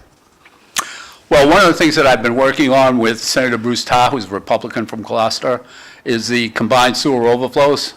So on the Merrimack River, we've had two meetings. We had a meeting in April, and then we just had a meeting a little over a month ago. And it's a group that we've put together, that Senator Tarr and I put together, that's comprised of elected officials from Massachusetts, but also from New Hampshire. And in addition to that, it's environmentalists and people that are that are very interested in the river, and also people from state government and from the federal government. And basically what it is, you may recall, or maybe you don't, that the Clean Water Act of 1972, which was pushed by Senator Muskie at the time, is why we have a sewage treatment plant on the Merrimack. And there's not just one on the Merrimack, there's also one in Lawrence and in Haverhill and in Manchester and Nashua. And there's also one in the Nashua River in Fitchburg, which pours into the Merrimack River. So those plants have done a tremendous amount in cleaning up the river so that, now we have a beach along the Merrimack River in Lowell. But whenever there's a heavy rain, it just flushes out those plants. And the river gets contaminated for several days while that has to work its way through. So what we're working on now is to come up with a system, maybe a dual system, that will allow for those mill cities along the Merrimack to change their sewer system so that when there is a heavy rain, the combined sewer overflow won't pour into the Merrimack. And it's going to be something that's going to cost a lot of money. It's going to take a lot of time, but at least we're starting to work on it. And I'm really excited by the fact that that New Hampshire is also involved. I think that they are necessary. It's going to be both states that you need to, it does no good for Massachusetts to clean up the river if it's going to be contaminated up in New Hampshire. And so it also is going to be so expensive that it really needs to be the federal government that's going to have to come up with a solution. Comment from this is from Lee Gitchier, and Lee Gitchier says, I can speak to the senator getting money. I want to thank him for getting money for Greater Lowell to allow the school to have a brand-new sports complex. This helps out the kids a lot. Yeah, it actually was 2.5 million, and $1 million of it was an appropriation, and then 1.5 million was actually bond money that we were able to get the administration to turn into real money, and that's where the 2.5 came from. Now, I'm sure none of this will be discussed until after the election, but what about assignments come January? Any promotions for you? Will you move up in a leadership? What do you prefer? Those types of questions. I like the committee I'm on now. Okay. And so I'm hoping to keep that committee. I'm on 7 different committees. So I serve as the chairman of that committee. Yep. I'm the vice chairman for municipalities. And then I serve on 5 other committees as well. And I'm happy with the committees that I have. So, yeah, as long as I can keep them, I'll be a happy guy. Now, you have opposition, Mike, so throughout the state, most of the incumbent senators going to be reelected? Anybody in a fight or anything? I mean, everybody's in a fight, but I mean, as far as being realistic. There's a couple of close fights, races. Yeah, okay. Excuse me, there's a race down on the Cape. Okay. That, used Go to be, either way. it's a seat that used to be held by a Republican. Okay. Senator Sue Moran has held the seat most recently. She's running for clerk of courts down there in Barnstable. Okay. And so there's a state rep, Dylan Fernandez, who's a Democrat running for the seat, and he's running against a Republican, and that's a pretty spirited race. And that would be a district that you would probably describe as a purple district. Okay. Yeah. And then over Senator Pacheco, who's been there for a long, long time, Didn't run over for in re-election. Taunton. Yeah, he's Yeah. not running for reelection. And so that's a race, too, that probably would be a purple district. And what's interesting is one of the candidates running as a Democrat is named Pacheco. So you could have 2 or 3 new senators come January. You probably will There have could 2 be, or 3. there could be a couple, Yeah. yep. Yeah. So, Yeah, and Lowell's, to me right now, our big issue is not just homelessness. We talk about that quite a bit on the show, but I was glad to see that they try to clean up the South Common, but to me, it's always been more drugs than anything. Alcohol and divorces, all kinds of things bring people to the streets.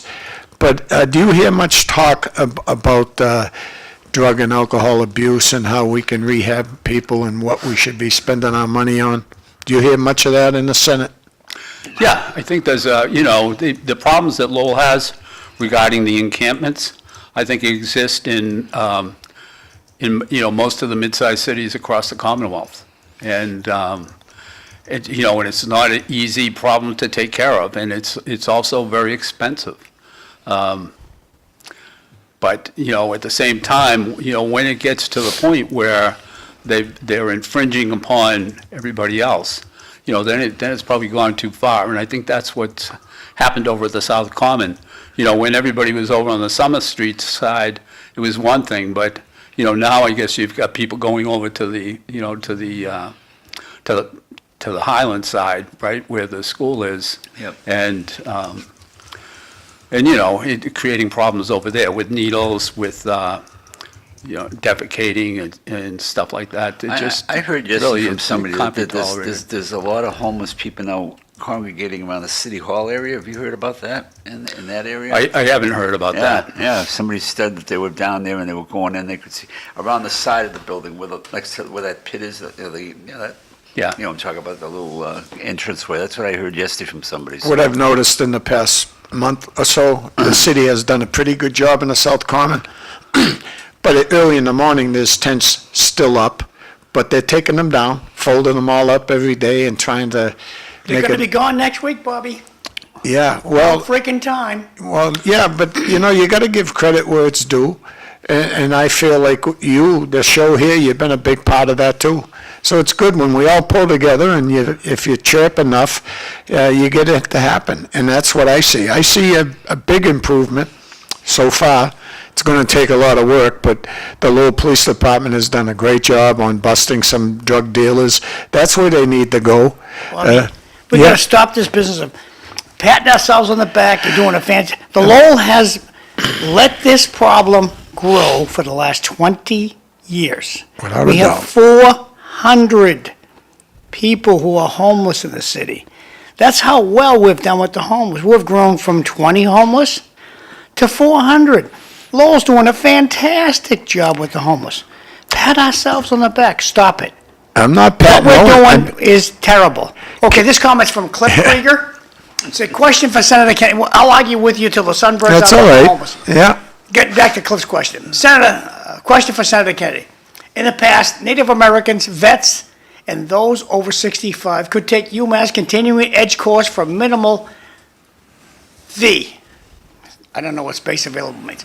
It means if there's space available in the class, I guess. With online, UMass is charging full freight. Isn't that subverting? Isn't that subverting the will of The will of the general court. I'm not sure, I'd really have to look into that. I do know that, the general court is now allowing for free tuition at the community colleges, which I think is like a big deal in the right direction. And I do know we just passed the HERO Act, which provided all kinds of benefits for, not just for veterans, but also for people that are currently in the service. both men and women and their families, which I think is a very, very important thing. I think collectively, all of the military facilities in Massachusetts contribute about $18 billion a year to the Massachusetts economy, which is a lot of money. And the Department of Defense, when they're looking at whether or not they should close down a facility, one of the things that they look at is, how does that state treating the people that are in the service, and what benefits are provided for them? So that's, that the HERO Act for that and for a bunch of other reasons is a great step forward, and puts Massachusetts probably at the top of the list in terms of states that provide benefits to veterans. Glenn Thorne sends this to me this morning, bragging about his beautiful view up in Cow Hampshire this morning, up in the Lake Winnipesaukee area. So, nice spot you got there, Glenn. Congratulations.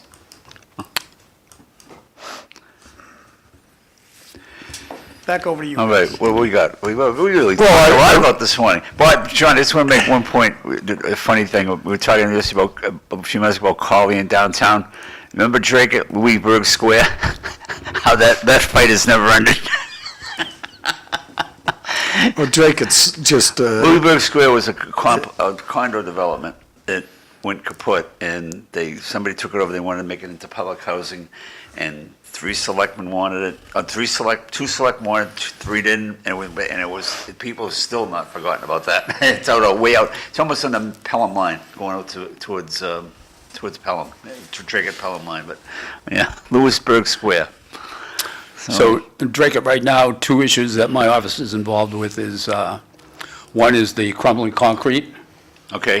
project, which is, not project, but problem, which exists in the eastern part of Worcester County, all the way, and in Connecticut, and then also in Drake over at where Tennis Plaza is. Oh yeah, that's right. Exactly. That's Yeah. not far from me. Yeah. Okay, you're working on that one. Yeah, Yeah. I'm working on that with Senator Durant, who's a Republican as well. So there are issues that are, that we're working bipartisan, in a Great. bipartisan way. Great. The other issue for Drake that's a big deal, of course, is the Murphy's Farm Oh, yeah. 40B project, Now, which is that's ongoing. finally, I just read something that they don't have to go back to all these boards, or they don't have to resubmit, or there was something in the paper the other day about that. Did you remember, did you see that? No, I think that they do. I think what they were Oh. asking for is a waiver, so that they didn't have to go to all those boards. Okay. But I think that they do have to go to all those boards. Okay, all right, I thought I And, read- if you remember a few years ago, the Kinder Morgan gas line. Yep, That yep. they wanted to put through. Well, there is a gas line that Kinder Morgan has that goes through part of that property. So Right. I don't know if that's going to be a factor, but that's an issue that hasn't come up yet, or is just starting to emerge now. And also, they have to have a certain number of parking spaces for electric vehicles that can be Okay. that cannot be counted in as the parking spaces required for the project. So this guy's made concessions, right? And the developer, who, full disclosure, I know the developer, Kevin O'Brien. He's made concessions, but yet they're still not happy. I don't think he's made any concessions. No, it wasn't. to- He went from 4 bedroom to 2 bedroom. I thought that was one of the big things, right? Didn't he go from 4 bedrooms to 2 bedrooms?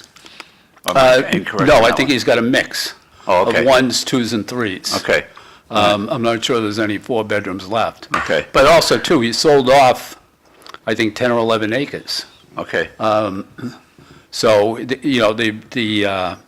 where the project's going to be is a lot smaller now than it was. Okay. But I think there's still quite a few issues that have to be ironed out before that project goes forward. You know- And that developer has also got a similar thing going on, similar project that's been ongoing up in Lunenburg, right? Lunenburg. That's Yeah. been going on for probably 13 years. Wow. I want to back the bus up to housing in a minute, but first I'm going to do this issue from the audience. A lot of towns have people that are addicted to drugs and are homeless. They don't have a shelter. That place is 90% of the problem. An interesting angle, you know, they just can't live on the South Common. Sorry. Exactly. And the solution to that is not to build a shelter in every community, right?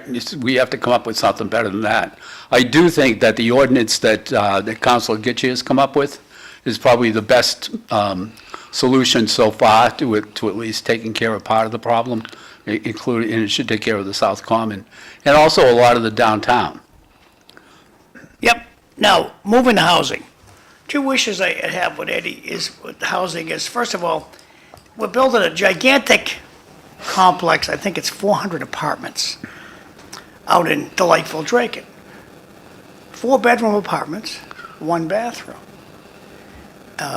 Page 2, looking at South Carolina and Florida with the hurricane damage, I think this, and I see these 400 apartment units. I haven't seen the Draken place, but I saw 400 apartments go up in Billerica. They're all built with wood. I see down Happy Hampton Beach, structures that used to be built with steel are now built with wood. Looking at the damage we had in Florida, should the state, can you force the state building code people to say, okay, for every 2 bedrooms, you gotta have a bathroom? Not a half bath, a full bath. When we build a building, the building's forever. We're not gonna tear it down ever. So I think it's time, you gotta at least think about telling the building authority or the permit givers, 2 bedrooms, 1 full bathroom. Page 2, the building's gotta be hurricane-proof. We are gonna have a hurricane. Sooner or later, we're gonna have a hurricane. These 400 apartment buildings are gonna blow away. That's my take. I haven't had a chance to talk to my friend Phil Tebow about this. I thought I'd see him last night, but I didn't. I wanna ask him, are these stick buildings made of completely wood, 5 and 6 stories high, can they withstand a hurricane? I just, it's something we have to look at. Ed, what are your thoughts? Well, we've had hurricanes, John. I'm not sure we've had hurricanes like they have down in Florida, or that have done as much damage, but I also think that most of the structures here are probably more, they're better built than a lot of the buildings that you see downtown that get, down in Florida that get crushed or demolished. A lot of those are just, they're really just boxes, is all they are, and they just get Built recently under the building codes they have down there, and that's why I'm humbly suggesting we got to take a good look at our building codes here. It's probably something that we should take a look at, but I would point out that, for instance, the Hampton Beach Casino Ballroom, I believe was built with wood, and it's still there, and it's been there for a long time. So, but it's still something worth looking at to make structures be stronger. Okay, how about the more. bathrooms? How many bathrooms you got in your house? I have 1.5. Okay. How many bedrooms? 4. Okay. Could you use another bathroom? If the house was completely occupied? Everybody can use another bathroom. If you have the So I money. think it's high time that we tell the building authority, if you want 4 bedrooms, you gotta have 2 full bathrooms. Would you agree, disagree, your thoughts? I agree. I think that's a good idea. I'd like to see the combined sewer overflow get squared away first, but I think it's a good idea to have more bathrooms. Well, we can do a lot of things at the same time. That's right, we can. It's all about cost, too. Bathrooms are very expensive. It's like a Not kitchen. when you're building from stick. When you try to add a bathroom, it's a lot of money. Everything's a lot of money today, though. Sticking with property, and the state just recently passed no more single-family home. It's that issue like in Lowell, how we had the ADU issue, how big that issue was. Do you see, I see an explosion coming of people being able to put small houses in their yards or turning their garages into rental spots. I just see it coming. Do you see that? I think that there's a lot of communities in Massachusetts and neighborhoods in Massachusetts where ADUs are not a problem. There are communities that have, acre zoning and multi-acre zoning. And an ADU probably in most of those communities that are sparsely populated isn't a problem. I think in cities like Lowell and most of the other gateway cities where you have, where you have a large population in a relatively, small lots, 10,000 square feet or less, ADUs can be a problem, especially in well-established neighborhoods where, say, there's a one-car garage and maybe a driveway that's suitable for 2 cars to park in tandem instead of side by side. Now, if you're going to add an ADU unit, then, maybe you don't have the parking that you should have. And it just becomes a lot more congested. So I think that ADUs, I know that the legislature passed it last year, but I really think it should be revisited and that we ought to do something about neighborhoods like that. I think Pawtucketville, for instance, is a neighborhood that's really at risk because of the university. The university is so close that if you took a 3-bedroom ranch in Pawtucketville, you could rent it out to 6 students, because students will tolerate 2 to a bedroom, and then put an ADU unit. Now you get 8, and you probably got off-street parking for 2 cars in tandem at best. And all of a sudden now you're going to have maybe everybody's not going to have a car, but you might have 6 cars, and maybe you have 8 cars there. And I just think it just sort of changes the whole neighborhood around to be a lot different than when people bought there. They thought it's different than the neighborhood they thought they were buying into. Eddie, on recycling, every town, every city has a recycling program, and I don't believe these companies are really recycling the stuff. Any studies done on the state level of my green container in Lowell, does that stuff really get recycled? Or does it get burnt? Any studies on the state level? If there hasn't, I understand that. Maybe there should be. You're right. We should probably take a look at that, a better look at that, or an in-depth look at that. I know that for a while, China was taking all of the recyclables. And then I think, what we learned is that what they were doing is just dumping them into the ocean.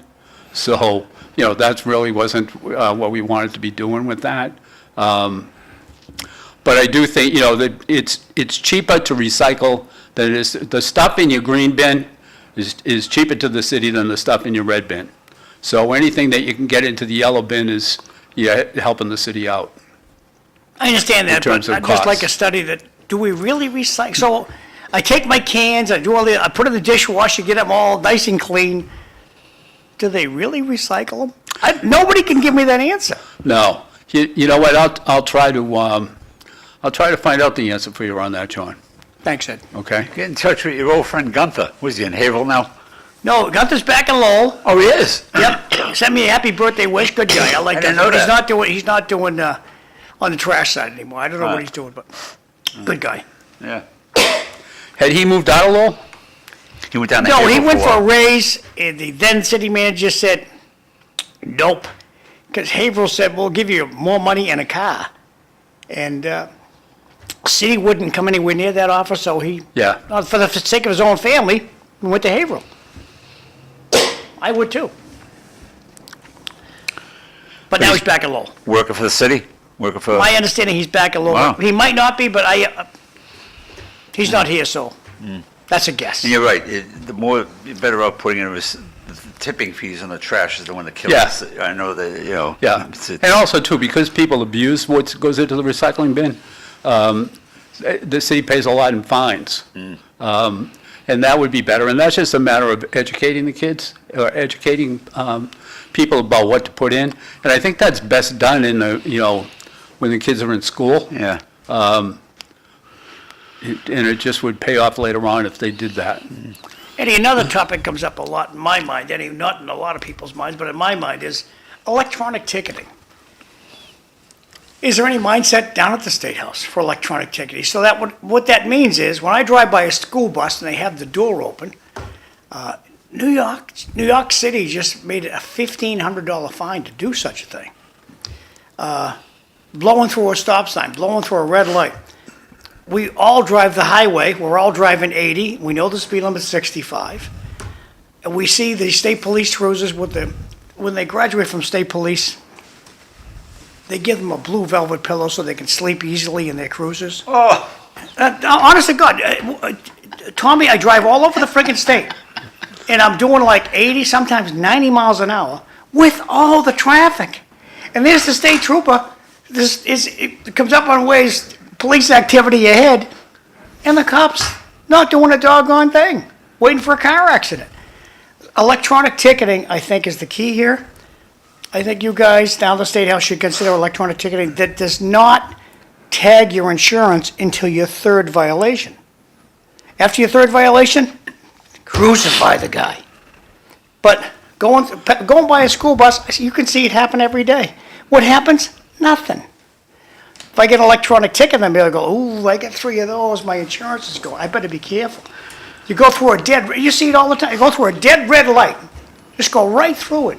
It was yellow a second ago, now it's red. I think you guys should consider it. What do you I think? heard, I had the scanner on the other day, and like I always have the scanner on in Drake, and it happened, a car passed the school bus driver got the registration, they tracked the guy down on a street in Drake to pass him, so if you knew enough to call it in right away. How about the guy who goes through I mean, you got traffic lights, I know you probably have 2 traffic lights in Drake now. Oh, we have a lot, yeah, I agree with you. Now, is this in New Hampshire, they have this in New Hampshire, the electronic ticketing in some highways? No, Okay, as far as I know, New York City is the only place I know Yeah, that has right. electronic ticketing, but the cops are too busy to do tickets. It's too cumbersome to do tickets. They don't want to do it. Lowell Connector is very well fortified, giving tickets on the Lowell Connector, but other than that, it's not really happening with the 25-mile-an-hour speed limit.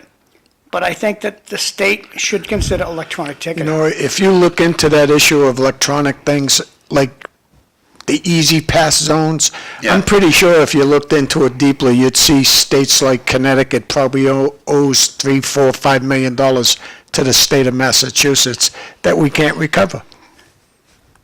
Well, Bobby, I'm pretty sure that I issue's want to there. ask the senator, is there any mindset for electronic ticketing down the State House, so that never comes up? I haven't seen that come up, but it's, you should point out that there's every session, there's probably about 8,000 bills that get filed, a little more than 8,000. And maybe 2,500, I'm just rounding off now, maybe 2,500 are in the Senate and 5,500 in the House. Each of those bills gets a hearing. Before it's assigned to a committee, and then the committee will have a hearing on each of those bills. So you have some committees that are busier than others, some committees that maybe have 35, 40 bills. Others might have 300, 400 bills to have hearings on during the course of the session. But every bill does get a session, but unless it comes out of the session with an ought to pass, out of the committee hearing with an ought to pass, then there's a lot of bills that you just don't have time to read. Nobody has time to physically read 8,000 bills. I got you. So that's kind of the way that goes. So I haven't heard of a bill that's emerged from the committee with an ought to pass regarding electronic ticketing, but doesn't mean it won't happen next session. Understood. Thank you. Would you say that like around 80% of your job is committee work? Meaning, because you'll hear these people, I hear people say to me, they read that Beacon Hill report, oh, they were only in session for 10 minutes, but Yeah. you guys are in committee work all day, right? Yeah. Yeah, that's right, I figured. Yeah. 80%, 90% is committee work. You said you're on 7 different committees. That Yeah. means you at least have one committee a day or 2 committees a day you meet? Maybe Well, it doesn't something? work out that way, but there's Okay. sometimes when, I make every single hearing unless there's a conflict. There might be sometimes when I have 2 committees hearing Right. at the same time. So I can't be in two places at once. Sure. So in those instances, what I'll do is I'll be at one of the hearings and then have somebody from my office just sit in on Sure. the other one so Sure. that I can find out what happened. Sure. But it's a busy place, and actually, this fall has been the busiest fall I think that I've had since I've been in the legislature. Really? Yeah. Yeah, Yeah. just a lot of stuff going on, and stuff in the district. The district work is a big part of it as well. Right, right. Well, that's key. The district is your voters, your constituents. And Yeah. I know a lot of people walk up, there's a big joke, but he's in the district. Yeah, he's in the district. I see Colleen Gary around Drake a lot. And it's not always, at the coffee shop. It's always, she's out there at events, doing this, doing that. And so, yeah, it's Yeah, it's a big district. I mean, it takes me probably from my house, it's maybe 30 minutes, sometimes 40 minutes, depending on the traffic, to get to Pepperell. I was going to say, yeah. It's, so it takes a little while. State rep district, the state reps in Lowell, they really can probably get from one end to their district on a bicycle, Right. if they had to, right? Right. But, it'd take me a heck of a long time to do that, to do my district on a bicycle. Speaking of state rep races, I was talking to Dave Willett yesterday. You know Dave? He's the health, he was the... Absolutely. Well, took my job out in Drake as the health director, and him and I were chatting yesterday. He said, so Dave, what are you going to do? He's still on the ballot. You know, his name. He says, I'm taking it. He says, if people, and he thinks a lot of people are going to, that didn't like this kid, Republicans are going to vote for him. He said, I could win this thing. He said, and I haven't spent $5. He said, I don't plan on it. He said, but that'd be interesting, you know, if that. I know this Hong, is that Tara Hong? Is that his name? Tara Hong, yeah. Yeah, he's still out there. He's got the signs going and everything. Yep. But that was funny when he said that to me yesterday, because he could win by not default, but by just a fluke thing, you know. That would I travel to Townsend quite a bit, Tom. Yeah. I go through Pepperell, 119. Yep. The best route there, never go on 495. I can't stand that highway, Yeah. and I live right next to it. I avoid it. Yeah. Route 40 is your best way. Yeah. Best way to get to Townsend. Go through North Chelmsford, get on Route 40. It's just a more comfortable ride than trying to guess, is Just like 495 going to be a parking lot? 495 is a parking lot. So many times per day, it's almost crazy. Like from Drake, I go 113 if I'm going out to Dunstable. I'll take a ride out to the farm out there, or to Pepperell. It's 113. It's nice scenic route. It's very, woodsy and all that. So yeah. I go out quite a bit. Yeah. I've seen a lot of Harris signs. Yeah. I've seen a lot of Kennedy signs on 119. I don't know if that's Dominic getting it out there or what, but I just see it. Westford, I couldn't believe it. I would have thought those towns would have been more Republican, but I see, John says it all the time, the machine. I just see a lot of signs, even in Lowell, I see a lot of signs up, and I wouldn't Democrats have a expect. fabulous machine. Eddie, now with Tara Hong, next Tuesday he'll be elected. A state rep, is there a program where they invite them in, give them a tour before they get Yeah, sworn there in? is. Yeah. What's going to happen to Tara? Well, before I answer that, let me just say that Dominic Lay is the district director for my Senate district, and he does a fabulous job. He's the real senator. I always tell him that. That's right. And he's out in every district, even when I can't be there, he's out there, so. What they have is, after the November election and everybody's certified as the winners, they'll have an orientation weekend out at UMass Amherst, and all of that class of senators and state reps will go out and have 2 or 3 days of orientation. I had that back in 2018 when I first got elected, and that's really well worth it. So Tara's got to go to a hotel room, or does he stay in one of the dorms? No, stay in the dorm. Okay. You stay in the dorm there. So you're out there, as I say, for like 2 or 3 days. You get to meet and hang out with the other people that are newly elected as well. And then you also meet a lot of the people in leadership. So that, when in January, after you get sworn in, you're able to hit the ground running as much as possible. You know what I mean? There still is a learning curve, but that orientation is, I think, is very, very important for new people. And I've talked to Tara Hong about that, and about making sure that he goes to that. I'm sure he will. And he's filled with a lot of enthusiasm for the job. So I think he's going to be a good addition to the delegation. Now, participating electronic, you guys, it seems to me you guys are stuck in the last century. You don't care for electronic meetings. I like electronic meetings. What's the mindset down there? Can you just, especially for these people who live out in Springfield, it's a long drive to go to. You go to the State House practically every day. Yeah. But because it's a 30-mile ride, why not more electronic participation? What's the thoughts there? The Senate has a lot of electronic participation, and they've had that since COVID. We just kept it. And you're right. What happens is, like Senator Paul Mark from the Berkshires, it's 2.5 hours for him to get to the State House, and then 2.5 hours back. That's 5 hours out of his day, plus the time he spent at the State House.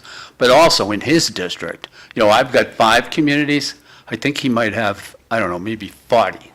So to get from one end to his district might take him, where I said it takes me 30 minutes to get to Pepperell, it might take him better than, more than an hour. But the other thing too is that, when I say, to testify, you can testify, when a bill comes up before the committee, you can testify in person, you can send in written testimony, or you can testify, on Zoom, right? Electronically. And for a lot of people, that's worthwhile. I mean, if you've got 3 minutes of testimony, then to take the day off, to drive into Boston, pay for parking, go to the State House, so you can testify for 3 minutes, is just, that's a lot to expect from people. So. From John or Jane Q. Public. Yeah. So if they can do it electronically, which they can, that's a much better alternative, I think, for a lot of people. And I attend a lot of meetings where everybody's on electronically. So if I want to get down and participate during a fact-finding session about the school buses or whatever, okay, how would I find out how would I get a link to go there? Call your office or call Tara Hung's office? What do I do? Hate to interrupt, but I think we're done. We're done. Oh, that's okay. We're still on Time-wise. YouTube Yep. and Facebook. Chances are you would be tracking the bill yourself. Yeah. Right? If you filed a bill or you knew a bill was filed, Yeah. you'd watch it. It's easy enough to do. You just go online, see when the bill is. It'll be, it'll tell you when the hearings are going to be. And then you could, you can either call in, if you had trouble, you could just call my office and say, how do I get in on that? Okay. And then you get in and you could testify. Okay, we're off LTC, but we're still on Drake and Tewksbury and stuff. You got any parting words? Then we're going to shut the show off. Nope, I'd just like to remind everybody that we're 7 days away. Voting's next Tuesday, and I ask you to consider voting for Ed Kennedy for State Senate. Thank you.